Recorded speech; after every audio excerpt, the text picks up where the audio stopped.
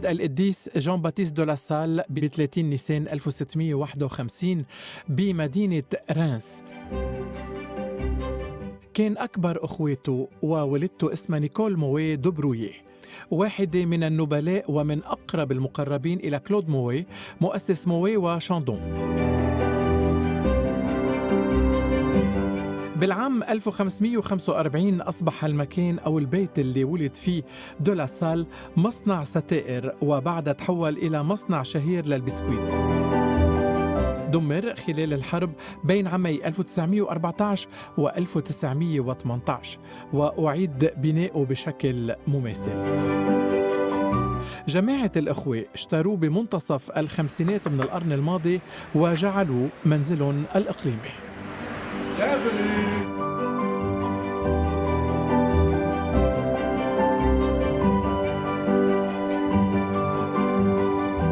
Devant vous, vous avez des photos anciennes.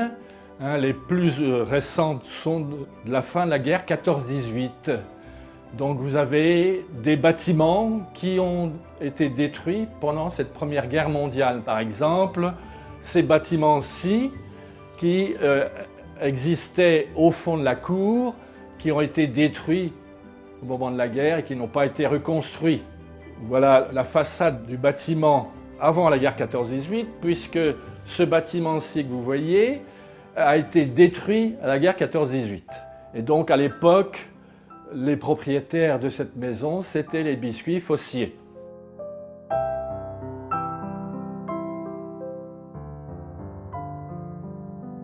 Le portail d'entrée, ce bâtiment-ci qui était là et qui a été reconstruit en 1920.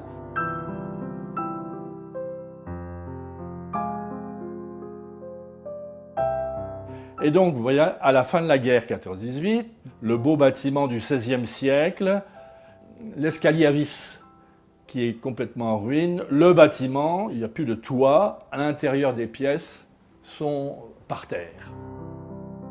هالقصر الحلو بالقرن السادس عشر اللي شهد ولادة جان باتيست عم يفتح أبوابه اليوم لنشر حياة وأعمال هالقديس الرائع. La famille aura 11 enfants. Mais comme dans beaucoup de familles de l'époque, un certain nombre vont mourir en bas âge. Il y a 4 enfants qui meurent en bas âge, 7 survivants, Jean-Baptiste est l'aîné. Et très tôt, Jean-Baptiste, vers 10 ans, il va exprimer le désir d'être prêtre.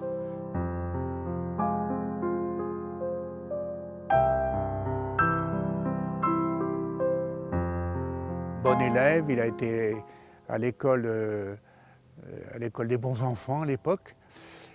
À Reims, qui était tenu, je crois, par les jésuites. Et donc, il a travaillé là comme élève, bien comme il faut, et un élève sérieux. Et très tôt, il a été, je dirais, aidé sans doute par sa grand-mère à avoir cette idée de la prêtrise, quoi.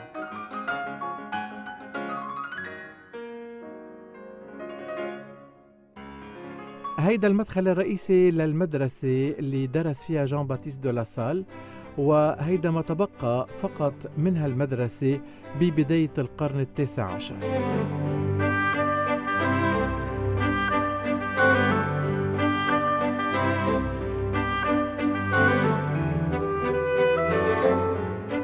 بالقرب من هالمدرسة مدخل ليسي سان جان باتيست دو لاسال مع تمثال لهالقديس، حيث بدأ بالقرب منها إعطاء دروس للأساتذة عام 1680. وكان الهدف أطفال الشوارع لوضع أسس تربية صحيحة لاجتذابهم إلى المدرسة.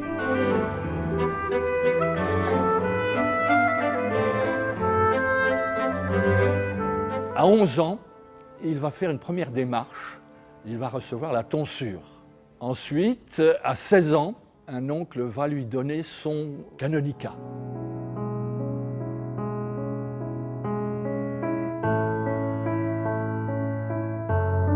كاتدرائية نوتردام أو كاتدرائية رينس الفرنسية هي مركز الأبرشية، حيث كان يتوج ملوك فرنسا، وتم بناءها بالعام 1275.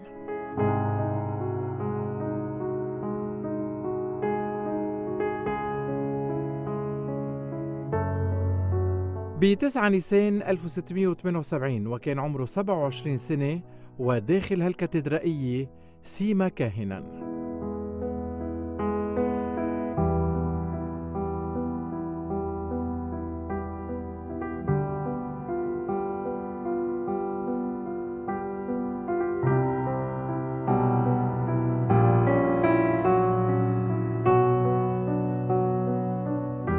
ومن بعد ما أصبح كاهن وباليوم الثاني احتفل بقداسه الأول بكنيسة القلب الأقدس داخل كاتدرائية العذراء بحضور كل أفراد عائلته ومن دون والديه لأنهم كانوا توفوا، وحضر أيضا مرشده الروحي الأب نيكولا رولان.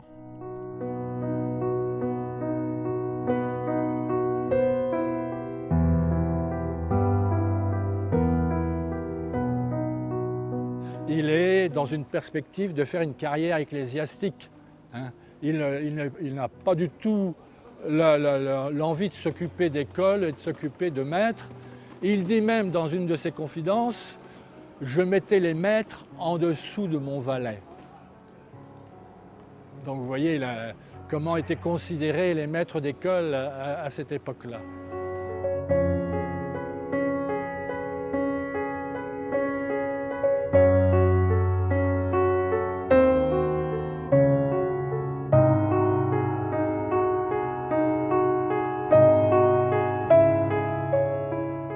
Il continue ses études et à 18 ans, il fait une première année d'université à Reims.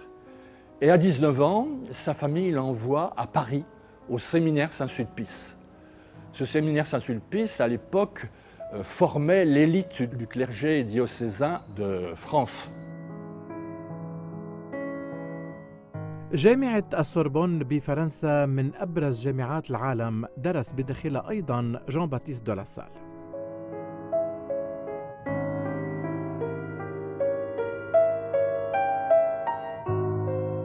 Au séminaire Saint-Sulpice, là il va pendant quelques années suivre des études de théologie, mais la mort de ses parents l'oblige à rentrer à Reims pour s'occuper de la famille.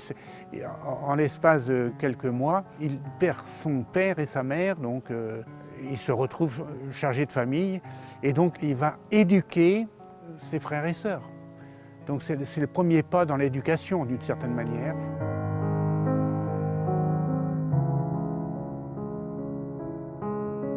Et il va très bien faire son rôle de tuteur, de grand frère, puisque dans les années 1950, un frère a retrouvé dans les archives de la Marne les comptes de tutelle que Jean-Baptiste de La Salle a rédigés quand il a cédé sa responsabilité. Donc il a fait ça d'une façon très correcte et même très sensible, parce que par exemple vis-à-vis de ses sœurs, il avait 2 sœurs, il va faire les choses, il va acheter ce dont elles ont besoin donc, dans leur vie. Jean-Baptiste de La Salle met sur ses comptes de tutelle acheter tant pour les commodités de Marie ou bien pour les commodités de Marie-Rose, puisque c'était le nom des 2 sœurs de Jean-Baptiste de La Salle.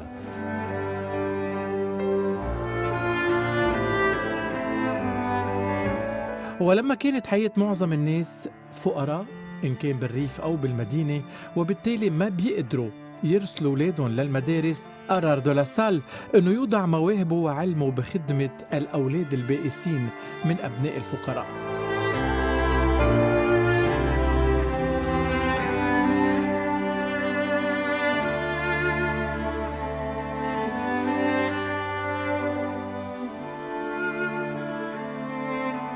ولكي يكون أكثر قرباً وتأثراً بظروف هؤلاء الفقراء، ترك منزل والديه وأقام مع المعلمين، وتخلى أيضاً عن مكانته ككاهن ومشرع كنسي، بل وعن ثروته ليكون الجماعة اللي تدعى اليوم أخوة المدارس المسيحية.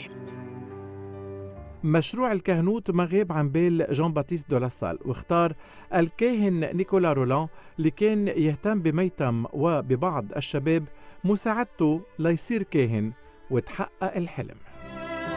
Malheureusement, Nicolas Roland va mourir 15 jours après, à 36 ans. Et avant de mourir, Nicolas Rolland va demander à Jean-Baptiste de La Salle de s'occuper des religieuses, parce qu'elles ne sont pas reconnues officiellement. Et c'est quand même important pour cette petite congrégation.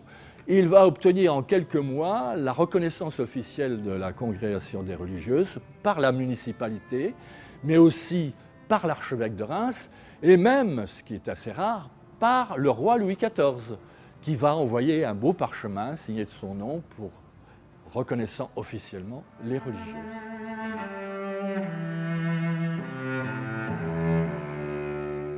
Et là, quelques mois plus tard, il va faire une rencontre décisive pour sa vie.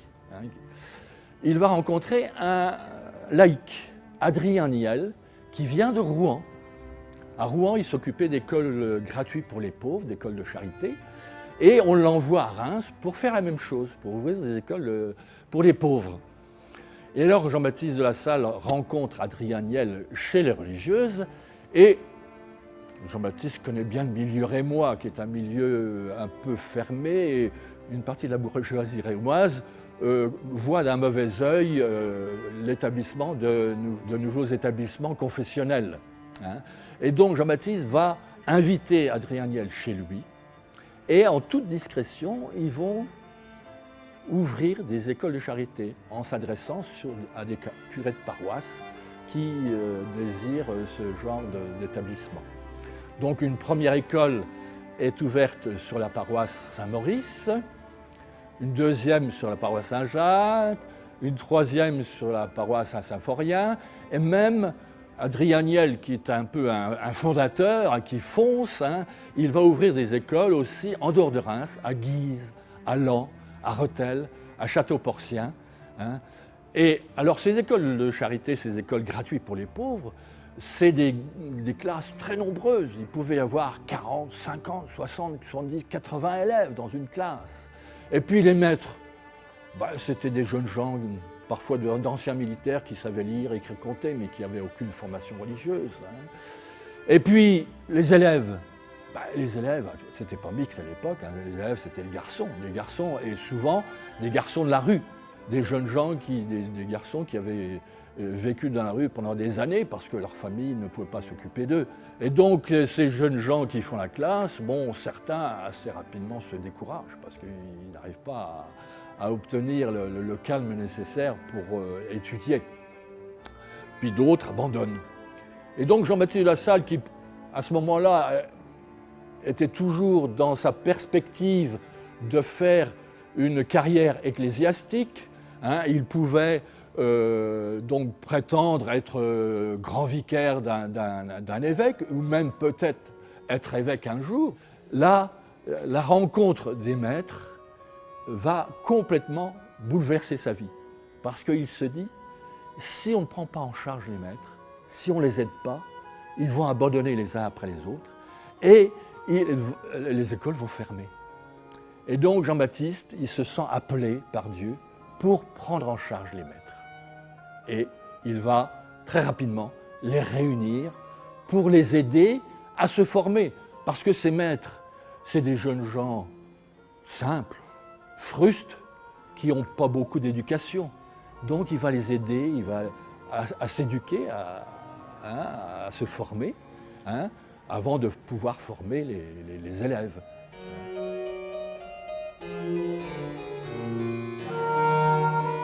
Il va mettre un pied dans l'éducation et s'occuper. Et il se rend compte que M. Niel, qui lance les choses mais qui ne les suit pas, lui il va dire il faut que les maîtres soient formés.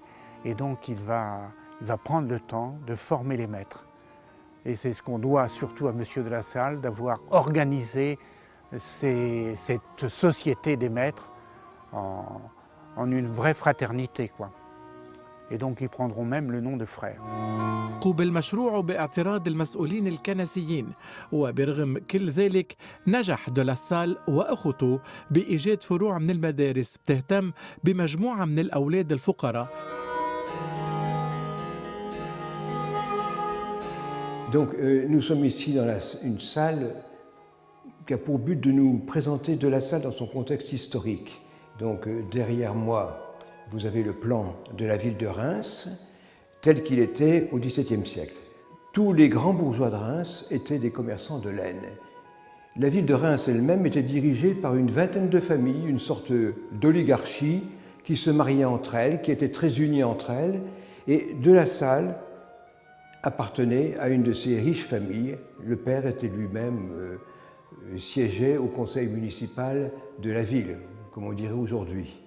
Donc la bourgeoisie gouvernait la ville, gouvernait la justice et également la cathédrale, puisque la moitié des chanoines étaient issus de ces familles bourgeoises. Donc une ville très très chrétienne, qui était marquée également par les sacres des rois, puisque Reims est une ville royale. Mais vous voyez, on avait cette richesse, mais en même temps, énormément de pauvreté. On estime que 80% de la population vivait dans la misère. Mais ces bourgeois qui étaient très chrétiens étaient sensibilisés à ce problème, et c'est pour ça qu'au fond, De La Salle va se orienter tout naturellement vers les écoles.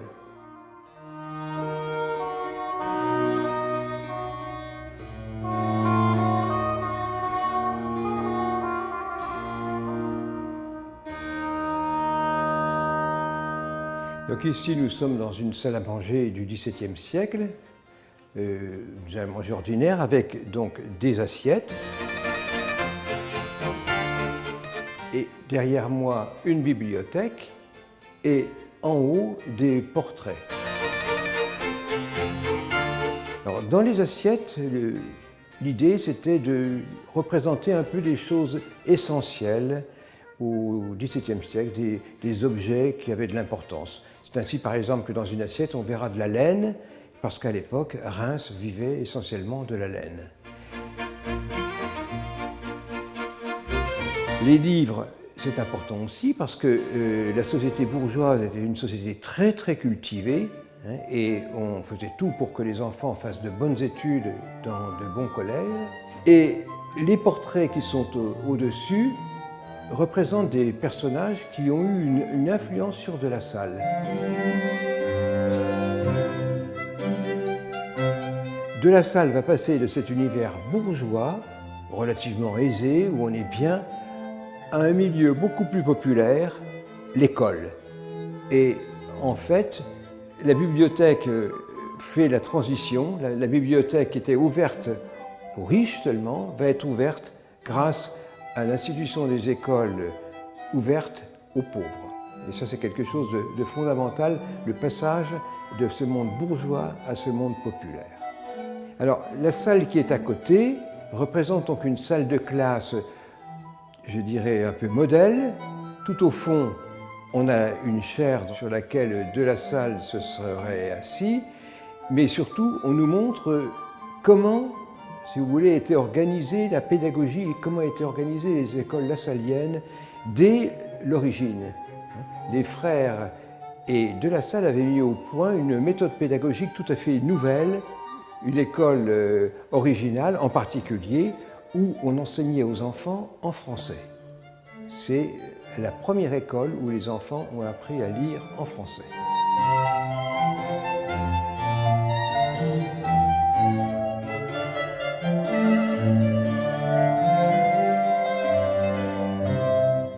Comme les classes étaient nombreuses, en général entre 60 et 80 enfants, le maître enseignait à des enfants de différents âges, de différents niveaux et différentes matières en même temps. Et pour gouverner tout ce petit monde, il y avait un outil qu'on appelait le signal,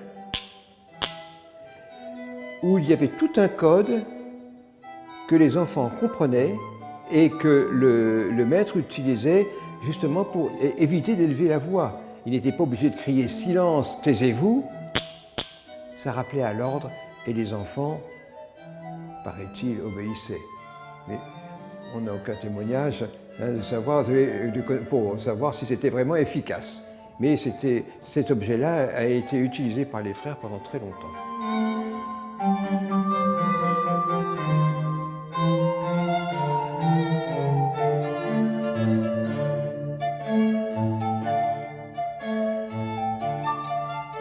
Donc nous sommes ici dans la salle de fondation, on l'appelle ainsi parce que autour de vous, vous avez des sièges en rond pour montrer que le fondateur des frères de la salle travaillait avec les frères.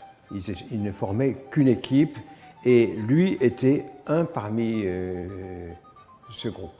Et alors nous sommes en même temps dans la salle la plus ancienne de la maison, la seule où il reste un peu quelque chose de l'époque ancienne, puisque tout le reste de la maison a été détruit pendant la guerre 14-18. Et vous avez derrière une belle cheminée Renaissance, et à ma droite, vous avez une Vierge de la Renaissance aussi, donc du XVIe siècle, donc l'époque de la construction de cet hôtel.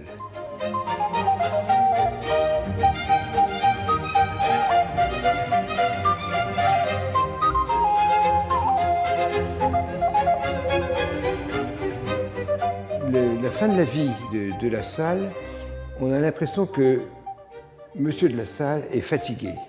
Il est un peu déprimé, il a des problèmes avec la justice à Paris à propos des écoles, il a des problèmes avec les évêques et il a des problèmes aussi avec les frères. Donc il s'est sauvé d'une certaine manière dans le sud de la France et il traverse une période un peu sombre, donc que certains historiens ont accentué, d'autres moins. Mais il y a eu quand même un petit passage à vide entre les années 1714 et 1717.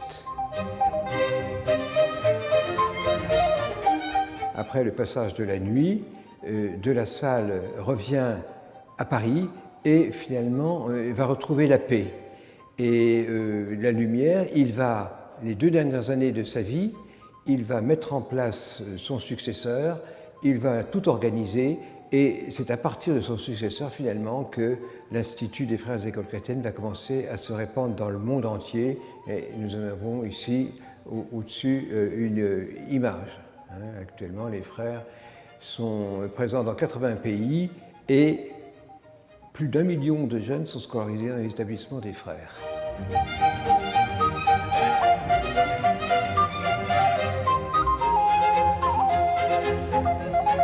كرس لاسال معظم حياته لتعليم الأطفال الفقراء بفرنسا، وللقيام بذلك بدأ العديد من الأساتذة والمعلمين بالممارسات التعليمية الدائمة، وهو يعتبر مؤسس المدارس الكاثوليكية الأولى بالعالم.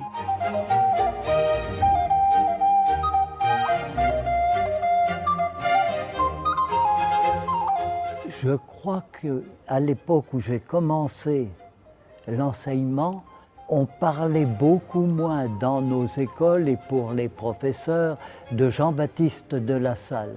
Depuis qu'il y a moins de frères, je suis surpris par l'importance qu'a prise Jean-Baptiste de la Salle dans toutes nos écoles et de tout ce qui se fait sur son œuvre et sur l'esprit qu'il a créé.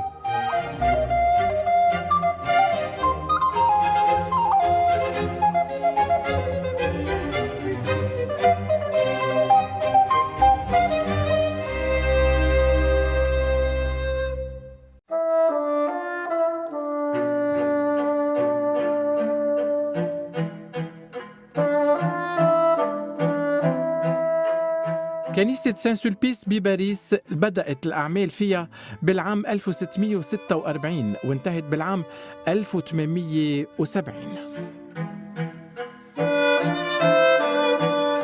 ما تبقى من هالكنيسة من أيام جان باتيست هي الأعمدة حول المذبح وغرفة صغيرة من الخشب مستديرة الشكل كان يعطي فيها بعض الدروس. بكنيسة سان سولبيس بقلب باريس موجود شابيل صغيرة باسم سان جان باتيست دو لا سال وقديسين كتير قبله مثل جان دارك ومثل سان فانسان دو بول. بهالكنيسة موجود الستاتيو مكتوب تحته فونداتور ديز écoles كريتيان.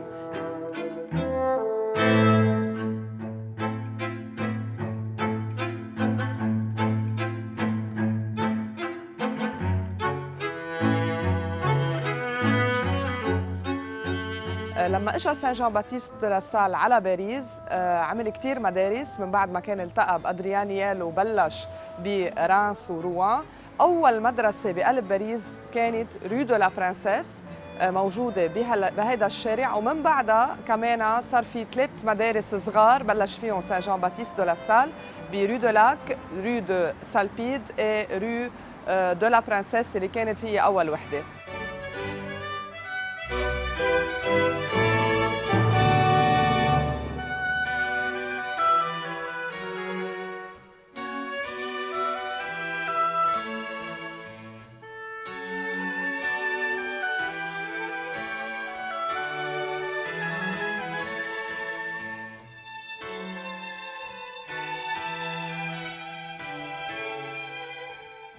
بقلب باريس كمان رو دو فوجيغار سان جان باتيست دو لا سال عمل اول نوفيسيال للفورماتور من بعد ما حس انه الفرارات اللي معه لازم يكون في عندهم فورماسيون بور ادوكي هالاليف يلي موجودين بباريس وغيرها، فاوجد مثل سيمينار صغير للنوفيسيا كانوا يجوا ويتنشأوا فيه ويعملوا فورماسيون وريتريت سبيريتويال فيه ليقدروا يكملوا تعليم بالمدارس حسب الاسس اللاساليه للفونداتور.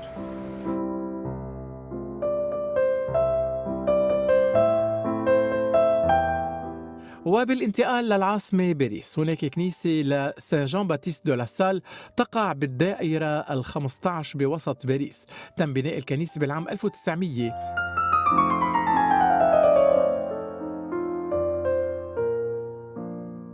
C'est la première église construite à Paris depuis la séparation des églises et de l'État. Ça veut dire qu'à partir de 1905, la fameuse loi sur la laïcité, eh bien, c'était l'Église qui construisait ces églises et qui les entretenait et qui les entretiennent toujours. Donc nous sommes propriétaires de cette église. Et ce quartier, qui a longtemps été très proche de Saint-Sulpice, qui à l'époque était la grosse église paroissiale, mais qui avait par ici, y compris ce qui est aujourd'hui l'hôpital Necker, donc c'était très lié à Saint-Sulpice. Mais cette église-là, on en a senti le besoin parce que c'était un quartier en voie d'urbanisation avec des usines, encore un petit peu de verdure, mais déjà commençait à être assez peuplé, il fallait une église pour les gens qui habitaient là. Donc ça a été inauguré en 1910. Et pourquoi lui a-t-on donné ce nom-là? C'était parce qu'au moment où il y avait des persécutions contre les enseignants catholiques, vous savez qu'il y a eu des expulsions, etc. Les enseignants catholiques, on a pris ce nom de Saint Jean-Baptiste de la Salle, qui a tellement fait pour l'enseignement tout court en France, et notamment pour l'enseignement catholique.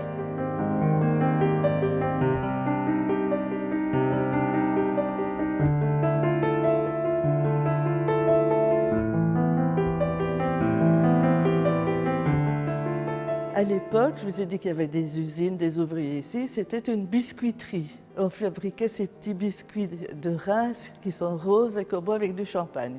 Ça a été mis en vente, le diocèse a racheté toute cette partie-là.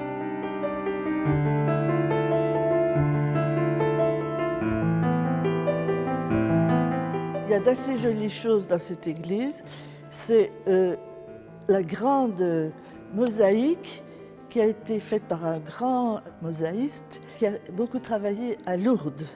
Alors, sur la gauche, vous avez un groupe de personnages qui représentent la société de l'époque, les élus, les citoyens, les responsables, des professionnels aussi.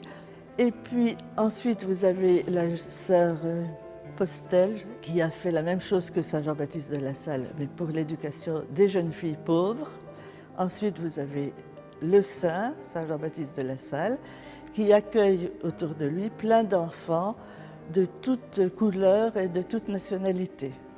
Et puis vous avez le Christ avec ses bras étendus, qui accueille tous ses enfants. Et vous avez quelques frères des écoles chrétiennes, les Lassaliens, qui sont là, dont un qui est un martyr, il a les palmes à la main, il a été tué sous la Révolution française justement à l'Institut catholique. Il est bon de chanter, de louer le Seigneur, notre Dieu. Alléluia, Alléluia, Alléluia, Alléluia. On a donc donné le nom de Saint Jean-Baptiste de la Salle à cette église en 1910, aussi parce qu'il était le patron des professeurs, des enseignants. Sur la mosaïque, il tient son livre principal qui a fait l'objet de cinquantaines de rééditions de son vivant même, La conduite des écoles chrétiennes. Et c'est là qu'il a établi toute sa théorie de l'enseignement. Deuxièmement, il a quelque chose à voir avec ce quartier parce qu'il a fondé son premier séminaire un peu plus haut dans la rue de Vaugirard, un peu plus haut qu'ici. Donc c'était un quartier qu'il connaissait bien, pas sous la forme actuelle ni celle de 1910, mais enfin il a laissé quand même des traces. Alors, dès la construction, toute l'aile droite de l'église a été remplie de vitraux racontant toute la vie de Saint Jean-Baptiste de la Salle, depuis son baptême, sa première communion,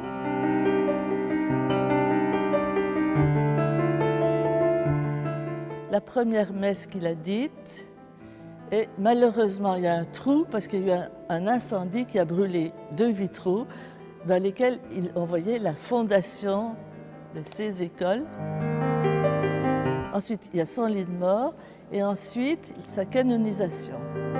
ب 24 ايار 1900 اعلن قديس على مذابح الكنيسه الكاثوليكيه، واعلنوا البابا بيوس الثاني عشر قديس المعلمين ب 15 ايار 1950. عيده للقديس جان باتيست دو لا سال هو ب7 نيسان، يعني يوم وفاته أو ولادته بالسماء. Je sais qu'il est plus connu à l'étranger qu'en France, c'est vrai.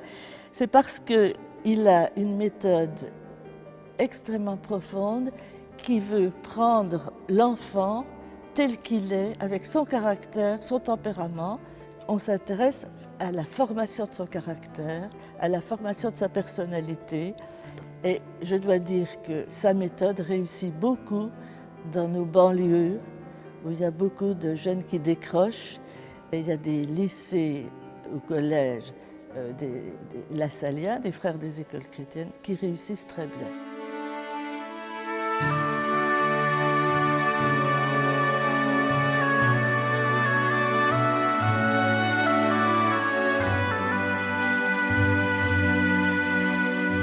نحن هلا بمنطقة غرونوبل تحديداً برو رامبو، على شمالي في مدرسة سان جان باتيست دو لا سال ليغل غرونوبل، تأسست سنة 1709 قبل وفاة سان جان باتيست بحوالي 10 سنين. لما تأسست هيدي المدرسة تأسست على القواعد للإيكول مودرن يلي حطها سان جان باتيست دو لا سال، ولما كان عمل كذا مدرسة بباريس، رانس، روان وغيرهم، قرر إنه يفتح هون مدرسة بغرونوبل. غرونوبل بتعني له كثير لسان جان باتيست دو لا سال لانه هو بمرحله معينه لما طلع من باريس قبل ما يروح على بارميني مرق وعاش هون سنه 1713 تحديدا بشهر تشرين الاول، وبقي ل 1714 حوالي 10 آب قبل ما يرجع على بارميني، ومن بارميني يرجع على باريس. كان هون عم بيحاول سان جان باتيست، وبعدها لهلا مدرسه ايغل غرونوبل عم تمشي بهيدا السيستم، عم بيحاول انه يحط التعليم المجاني هو اساس التعليم بالعالم، وخصوصا بفرنسا لما كان التعليم بس حكر وخاص بالعيال الغنيه واللي معها كثير مصاري. حاول سان جان باتيست واشتغلوا عليها هون بغرونوبل، وبعدهم لهلا عم يجمعوا من كل الطوائف مش بس كاثوليك ومن كل الطبقات، وعم يكون في اكيد شغل اكسترن مع مدارس كبيره مثل ما هلا رح نشوف بالمبنى الجديد يلي رجع من بعد المبنى القديم يلي تأسس على ايام سان جان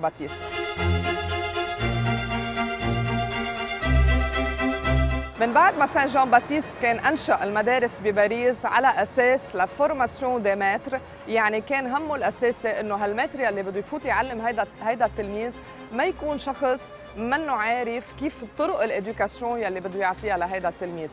بالنسبة له كان الشيء الأساسي والوحيد لفورماسيون دي ماتر، وكيف هيدا الشخص يلي بده يعلم هيدا التلميذ يكون عنده الكاليتي الأساسية ليقدر يعلمهم. مشان هيك هو كان يشتغل كتير على الماتر قبل ما يعطيه الدور انه يستلم صف. بايام سان جان باتيست صار في نقله نوعيه بالمدارس، يعني قبل كان في شيء اسمه ليدوكاسيون انديفيدويال، يعني ان ماتر ويبقى في مقابله ان اليف. لما اسس سان جان باتيست المدارس، ووحده منها المدرسه اللي عم نحكي عنها هلا، اصر انه يكون في ادوكاسيون سيمولتاني، يعني الاليف كمان بده يكون عنده دور اساسي بالفورماسيون بقلب المدرسه.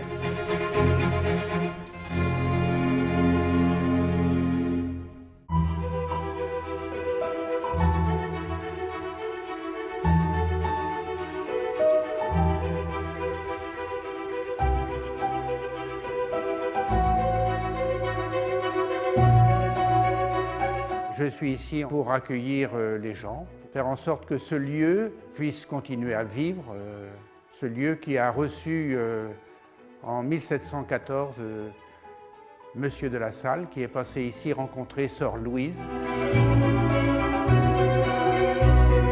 يعد بارميني أحد أكثر مواقع التراجع أهمية بعالم لاساليان، حيث أتى دو لاسال وإن كان لفترة قصيرة بلحظة مهمة بحياته.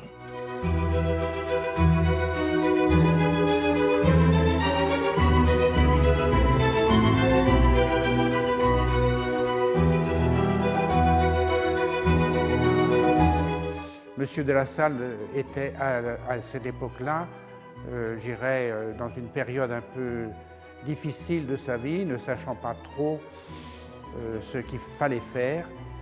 Et donc il est descendu à Grenoble, enfin dans le sud de la France, il est passé à Grenoble. Et de Grenoble, il est monté ici voir Sœur Louise. بطريقه على بارميني كان سان جان باتيست دو لاسال رايح مشي بطريق جبلية كتير طويلة، ولكن الرب بيرسل له شخص بيوقفه وبيطلعوا معه. هيدي كانت إشارة من الرب من خلال هالإنسان اللي اعتبروه المؤرخين مرسل من الله، لدرجة إنه جان باتيست سألوه من وين بتعرفني؟ ووصل على بارميني بسلام، حيث كانت بانتظاره الأخت لويز، وبقي عندها حتى استلامه رسالة العودة. Sœur Louise, je dirais, est une sainte femme. On l'appelait Sœur Louise, c'était Louise Ours qui était là et qui, en 1680, a voulu restaurer le site de Parménie, Notre-Dame de Parménie, qui était un peu en ruine. Donc elle a obtenu de l'évêque l'autorisation de quêter pour reconstruire ce petit prieuré. Et elle a même obtenu de l'évêque de l'époque qu'il y ait ici un aumônier.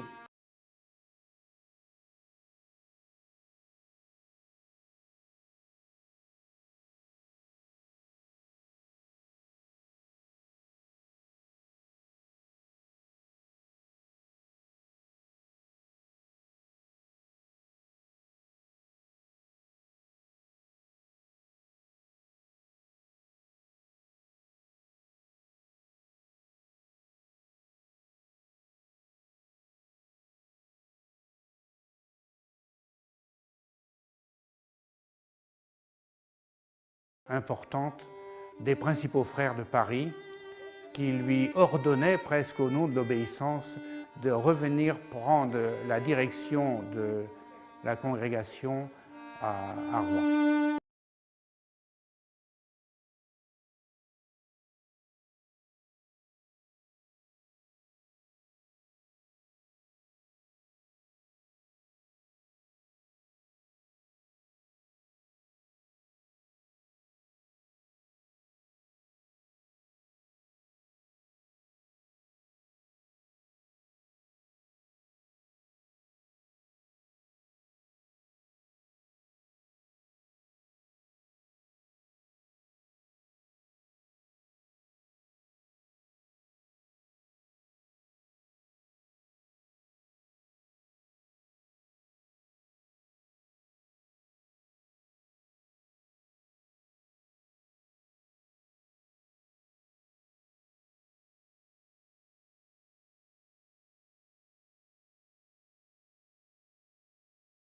c'est vrai que c'était une période assez troublée dans la vie de M. de La Salle parce que les frères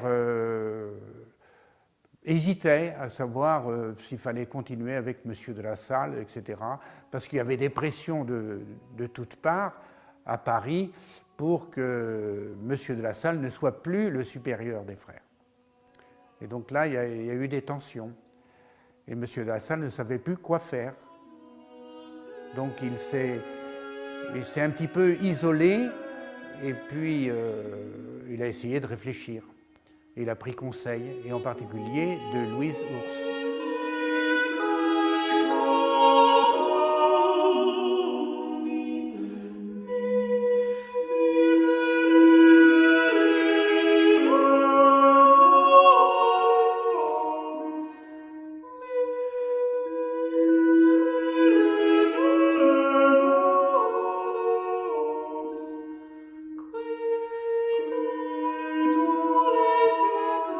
Même M. de La Salle souhaitait que ce soit un frère qui soit le supérieur. Mais, je dirais, au niveau de l'Église, à l'époque, c'était impensable. C'était impensable. Et il a fallu vraiment beaucoup se démener pour que les frères acceptent que ce soit un des leurs qui soit le supérieur. M. de La Salle, de retour à Rouen, va tout faire pour qu'un frère soit élu supérieur. Et c'est le frère Barthélemy qui sera élu supérieur 2 ans avant la mort de M. de La Salle en 1719.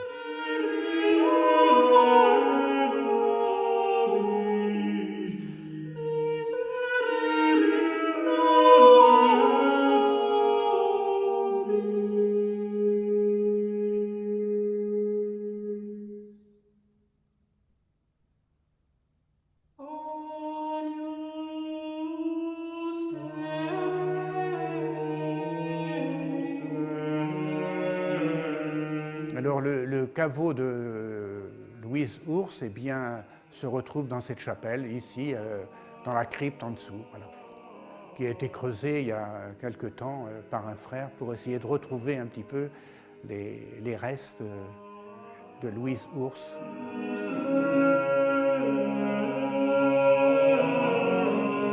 بأوائل العصور الوسطى كانت بارميني ملجأ للأساقفة المسيحيين الأوائل، ويعتقد أن آثار الصليب المقدس كانت محفوظة بهالمكان، وهيك أصبحت مكان للحج بأوائل القرن الثامن. وبعد ما تهدمت أعادت الأخت لويز بناء الكنيسة وأعادت دفن بقايا المباركة بياتريس.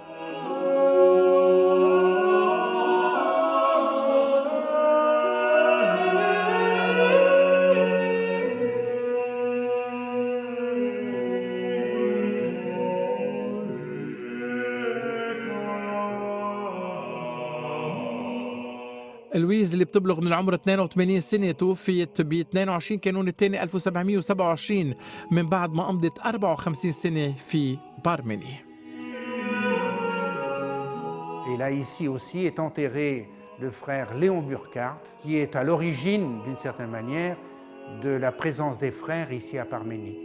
Parce que le frère Burckhardt, qui était un frère américain, est venu en 1957 à Parménie, sur les traces du fondateur, de M. de La Salle. Et quand il a vu ce site qui était à l'abandon, il a dit qu'il faut faire quelque chose. Donc il s'est démené auprès du frère supérieur général pour que cette propriété soit rachetée par les frères. Et puis avec son père, il a fait venir son père ici, qui était aussi dans la construction. Il a entrepris de restaurer d'abord cette chapelle et ensuite ça s'est développé. Voilà.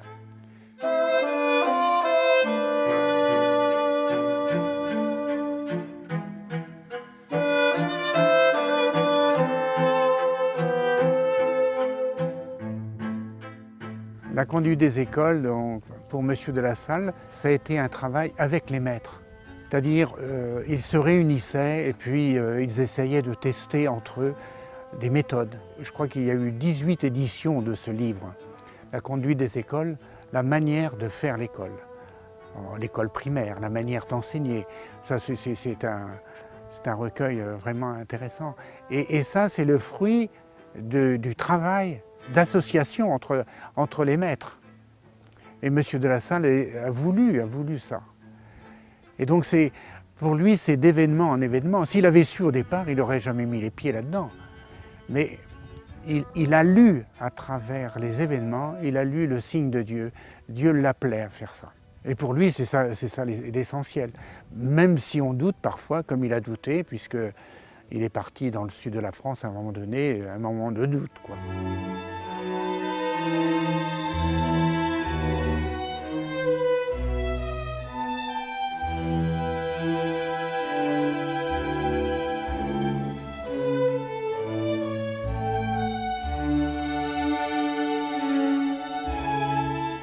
من بارميني إلى روان حيث أمضى آخر أيام حياته.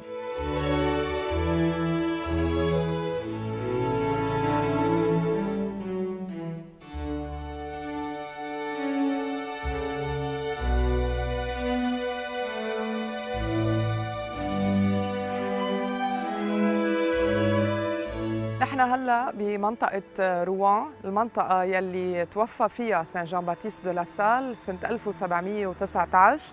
هيدي المنطقة اجى عليها سان جان باتيست من بعد ما كان قطع على بارميني ورجع على باريس من بعد رسالة العودة يلي بعتوا له اياها الفرارات.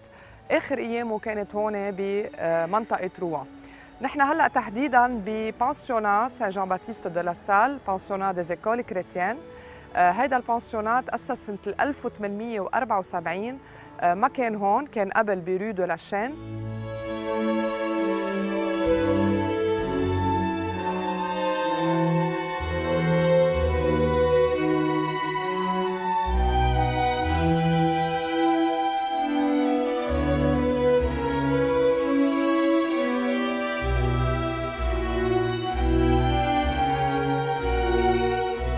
بعد ما صارت الحرب وكتير مدارس دي زيكول كريتيان انهدمت، رجعت أخذت إيكول دو سان جان باتيست دو لا سال موقعها هون بروان سنة 1880 وأخذت الاسم اللي هلا أخذته بانسيونا دي زيكول كريتيان. هو ريزو لا ساليان موجود هون، حده في المدرسة الأساسية والبانسيونا بيجي أول على المدخل. سان جان باتيست نفسه عمر كنيسة هون بعدها موجودة. كمان في تحت الكنيسة جيمناس للتلاميذ ليعملوا فيه سبور. هيدي المدرسة عم تعتمد بعدها بروان الفورماسيون للساليان، الإدوكاسيون للساليان يلي سان جان باتيست دو لا سال أسس عليها بكل مناطق فرنسا، وبعدهم لهلا عم يعتمدوا بتعليمهم من الكلاس بريمير للكلاس سكوندير تعليما للسالية بامتياز.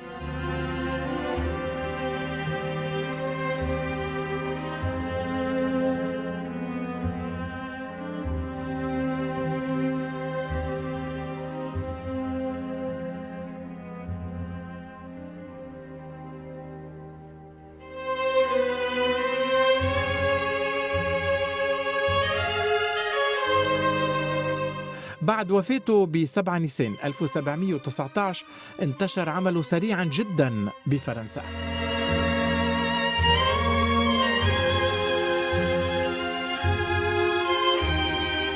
بعدنا بمنطقة روان، المنطقة اللي توفى فيها سان جان باتيست دو لا سال سنة 1719. هالمنطقة أطلق عليها اسم لا فيل دي سان إغليز. وحدة منهم كنيسة سان جان باتيست دو لا سال يلي تأسست سنة 1962. المعروف عنها أنه هالكنيسة تعمرت بطريقة بالعرض عكس الكنايس يلي بتجي بالطول، وكمان معروف عنها أنه لحديت هلأ ولا مرة تعلق فيها ولا جرس. توفي لا سال ب7 نيسان عام 1719 بسان يون بالقرب من روان. كان نهار الجمعة العظيمة وقبل 3 أسابيع فقط من عيد ميلاده 86. توفي بسبب التقشف والجهد المرهق.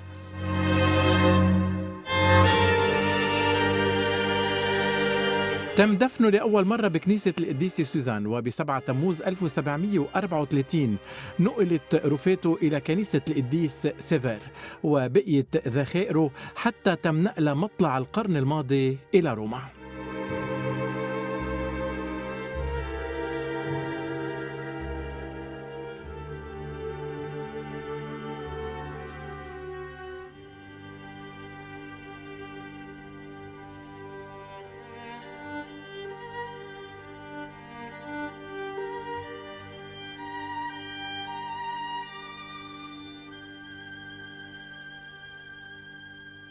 Alléluia.